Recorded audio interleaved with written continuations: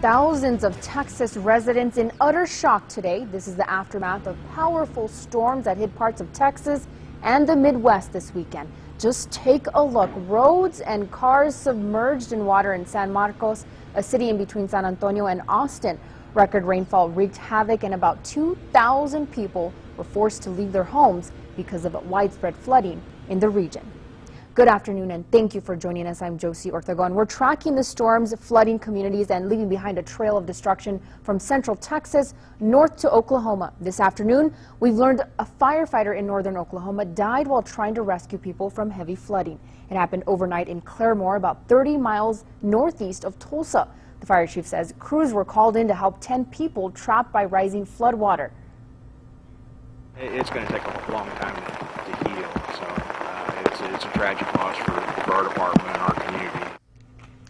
A local news station reports a firefighter was killed when he got swept into a storm drain during a rescue. Another firefighter tried to save him, but also got swept into the drain.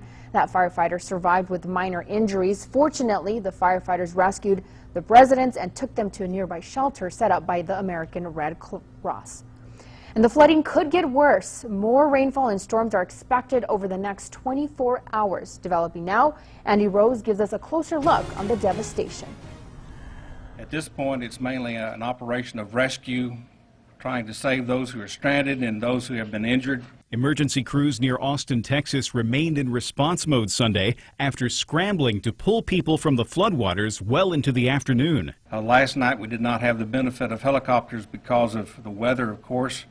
They are now airborne and rescuing people from the tops of their homes. Rainfall broke records and riverbanks across the area. Hundreds forced to leave their homes. City leaders are still trying to assess the full extent of the damage. This flood is the largest I've seen in 25 years. In Houston, a possible tornado partially collapsed this apartment building, sending 2 people to the hospital. And in Claremore, Oklahoma, a firefighter died during a rescue operation. It's going to take a long time to heal, so it's a tragic loss for our department and our community. Mother Nature isn't done yet. The mayor of San Marcos, Texas, is cautioning people to prepare for the worst. We are anticipating additional rain in the next 48 hours. And so certainly, as was mentioned a while ago, if you do not need to be out of your homes, if you've had an opportunity to be able to get to a relative's home, friend's home, or to one of our evacuation facilities, please stay there. I'm Andy Rose reporting. ABC 7 meteorologist Carla Huelga has been tracking those powerful storms over the weekend. She continues our complete coverage. Carla, the storms hit central and north Texas pretty hard. Yes, very hard, and we still have a lot of strong storms going on, and flooding will continue to be a concern throughout the rest of the Memorial Day weekend.